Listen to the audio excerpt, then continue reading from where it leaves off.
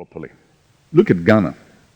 Since 1957, when Ghana became independent, I was 10 years old. Look at this country.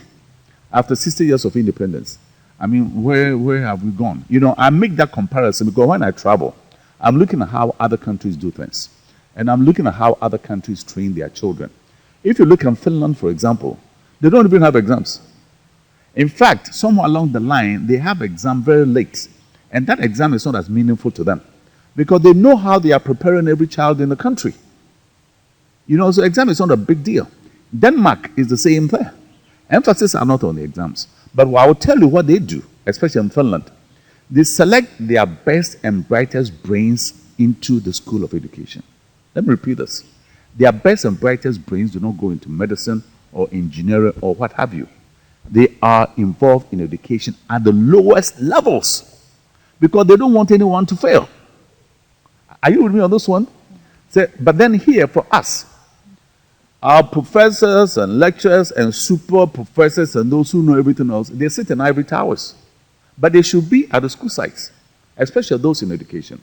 The work that I've done in this country for the past 20 years, training teachers, I've not once seen students being taught at the school levels, or we're going to have their lecturers and professors at the school sites with them. Because that's where you learn. You don't learn to be a teacher in a lecture hall. And you don't wait till the 11th hour to set them loose what they call practicum or whatever. It's too late. Right from the beginning, the young person is going to teach has to have mentors who are there on the ground with them. These are the higher responsibilities of the educators themselves. But we kick back and we leave children to either swim or sink, that sort of thing. But we shouldn't do that. What we have to begin to understand is that the human brain is one of the best resources that we can ever develop. We've been digging gold in this country since before even I was born. Where has it taken us? There are all kinds of things that we place undue emphasis on. But the greatest mine is in the human head. So unless we begin to understand, as Africans and as Ghanaians, that our children matter to us, we'll always miss the bus. We have to pay attention to those.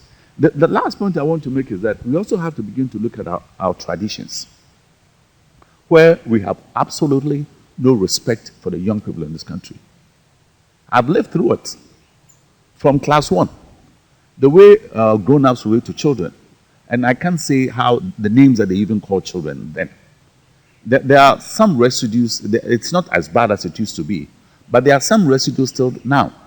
For example, where in 1957, we need that historical analysis to begin to explain to us where we are and how we got here. After 1957, when Ghana became independent, I was in a primary school in Kumasi, where the teachers took it upon themselves to go to talk to the parents of the school children.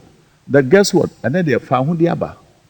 In Timon Pabwa, Mamma, Norman Shanko School. So some of the parents were traders, goldsmiths, and tailors, just name it. What they told some of the teachers was this.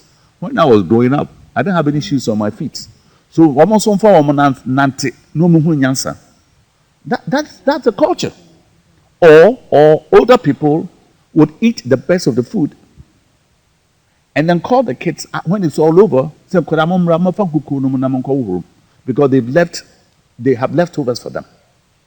Again, it's not as bad as that. But these are the cultural antecedents that have brought us to this far. So my point is this. We have to pay particular attention and respect to the Ghanaian child. Again, to use this common thing that they say, they didn't ask to be born. But since they're here, it's our duty as a concerned society to take care of the weakest elements of society, and that's the children. And we have to begin to pay attention to them. And then we begin to now look at even this person and failing in a different way. But we can't look at it now when we ourselves are not as together and are not as enlightened in raising young people as we should be. So what I'm saying, the onus of the responsibility falls on us as the older people in society. What are we going to do to help the children? That is the point.